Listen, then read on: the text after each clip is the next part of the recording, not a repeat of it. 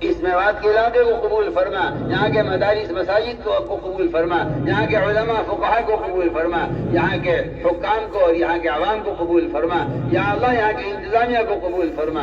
اے اللہ اس اجتماع کو قبول فرما کر سارے عالم ہدایت کے پھیلنے کا ذریعہ فرما۔ اے اللہ اس اجتماع کو قبول فرما، اس علاقے کو قبول فرما، اس ملک سارے عالم کو قبول فرما۔ یا اللہ اس اجتماع میں شرکت کرنے والوں کو، اس میں کہنے سننے والوں کو، اس میں راہ میں نکلنے والوں کو، اس کو بڑی نظر سے دیکھنے والوں کو، یہاں کی وہ انتظامیہ، یہاں کے کرمچاری ہوں یا یہاں کے پولیس والے ہوں یا یہاں کی انتظامیہ ہو، جو بھی اس اجتماع میں کو جس نظر سے دیکھ رہا ہے، اے اللہ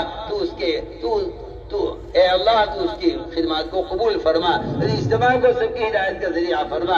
اس اجتماع میں جو بھی آ گیا ہے اے اللہ تو اسے اپنی پہچان کرا دے، اسے اپنا تعلق عطا فرما دے۔ اے اللہ جو اس کی بے شائی کی طرف پھیر لے، قلوب تیرے ہاتھ میں ہیں، جس کا دل چاہتا ہے پھیر دیتا ہے، تجھے کسی کی ضرورت نہیں ہے، سب کو تیری حاجت ہے، تو کرم فرما کر فضل فرما کر امت دعوت امت اجابت سب کی ہدایت کے فیصلے فرما دے۔ اے اللہ تو بڑا کریم ہے، اگر تو سب کو ہمیں داخل کر لے، تیرے یہاں کوئی کمی نہیں ہے، تو سب کو جہنم میں ڈال دے، جس سے کوئی پوچھنے والا نہیں ہے۔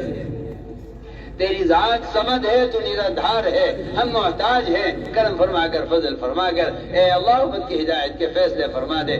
یا اللہ اس اجتماع میں جس نے بھی جو خدمت انجام دی ہے، پانی پلانے والے، سایہ لگانے والے، اے اللہ جس نے بھی جو خدمت انجام دی ہے، اے اللہ تو سب کو خوب جانتا ہے، ان کو قبول فرما، ان کی قیامت والی نسلوں کو قبول فرما۔ اے اللہ اس اجتماع کو سارے عالم میں ہدایت کے عام ہونے کا ذریعہ فرما۔ اے اللہ جن لوگوں نے ہم سے دعاؤں کے لیے کہا ہے یا لکھا ہے، جو ہم سے دعاؤں کا متوقع ہیں، اے اللہ تو ہر شخص کی حاجت کو خوب جانتا ہے، ہر شخص کی جائز حاجت کو پورا فرما۔ اے اللہ کون سا تیرا بندہ اس مجمع میں ایسا ہوگا جس کے آمین پر تو ہماری دعاؤں کو قبول کر لے، تو کرم فرما کر فضل فرما کر اپنے کسی مخلص بندے کی آمین پر ہماری دعاؤں کو قبول فرما لے۔ اے اللہ جس نے ہم سے دعاؤں کے لیے کہا ہے، اس نے اس کے حسن زن کی لاج رکھ کر یا اللہ اس کی ضروریات کا تکفل فرما، بیماروں کو شفا نصیب فرما، ظاہری باطنی ضعف کو دور فرما، مقروضین کے قرضوں کے ادا ہونے کی غیب سے صورتیں پیدا فرما۔ اے اللہ ہمارے اقارب میں، ہمارے متعلقین میں